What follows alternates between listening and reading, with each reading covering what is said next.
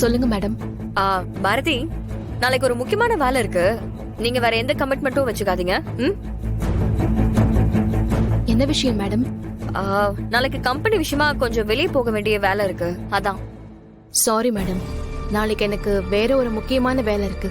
கண்டிப்பா என்னால நாளைக்கு ஆபீஸ்க்கு வர முடியாது. நானே உங்ககிட்ட லீவ் சொல்லலாம் தான் இருந்தேன், அதுக்குள்ள நீங்களே முந்திக்கிட்டீங்க. பாரதி, நீங்க என்ன பேசுறீங்கன்னு தெரிஞ்சுதான் பேசுறீங்களா? நல்ல கதையா இருக்கே. ஆபீஸ்ல முக்கியமான வேலை இருக்கு, நாளைக்கு வெளியில போகணும்னு மித்ரா கூப்பிடுறா. நீ என்னடான்னா அத பத்தி கொஞ்சம் கூட அக்கறையோ பொறுப்போ இல்லாம அதை விட முக்கியமான வேலை இருக்குன்னு சொல்லிக்கிட்டு இருக்க.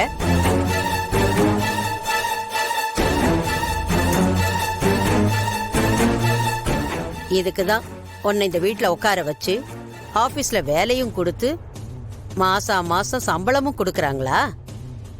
இதெல்லாம் நல்லா இருக்கா பாரதி?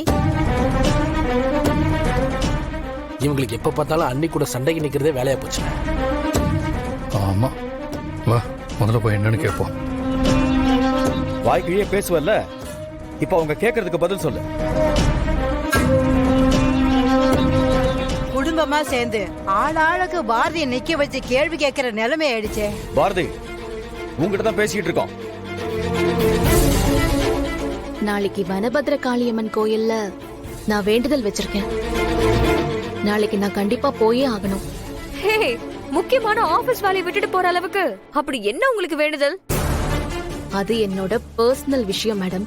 ஓஹோ, அப்படி பர்சனல் விஷயம் தான் முக்கியம்னா வேலைக்கெல்லாம் வரக்கூடாது. மகாராணி மாதிரி வீட்டுல இருந்து சொந்தமா பிசினஸ் பண்ணணும். இல்லனா பாட்டம் பூட்டம் சொத்து சம்பாதிச்சு வச்சிருந்தாங்கன்னா அத உக்காந்துக்கிட்டு ஜாலியா கால் ஆட்டிக்கிட்டு இந்த மாதிரி வேண்டுதல் செஞ்சுக்கிட்டு உங்க இஷ்டத்துக்கு போலாம். ஒரு இடத்துல வேலை செய்யறப்போ அவங்க என்ன சொல்றாங்களோ அதுபடி கேட்டுதான் நடக்கணும். உன் இஷ்டத்துக்கெல்லாம் வேண்டுதலுக்கு போறேன், பொங்க வைக்க போறேன்னு சொல்லி இப்படி லீவ் எடுத்துட்டு இருக்க முடியாது பாரதி. அப்படி வேலைக்கு வராம போற அளவுக்கு முக்கியமான வேண்டுதல் என்ன இருக்கு? சொல்லிட்டு போக வேண்டியதானே? என்னோட புருஷன் உயிருக்கு ஆபத்து வர மாதிரி நேத்து நைட் எனக்கு கனவு வந்துச்சு. அப்போல இருந்து மனசே சரியில்லை. அவர் நல்லா இருக்கணும்னு வேண்டிக்கிறதுக்காக தான் நான் கோயிலுக்கு போறேன்.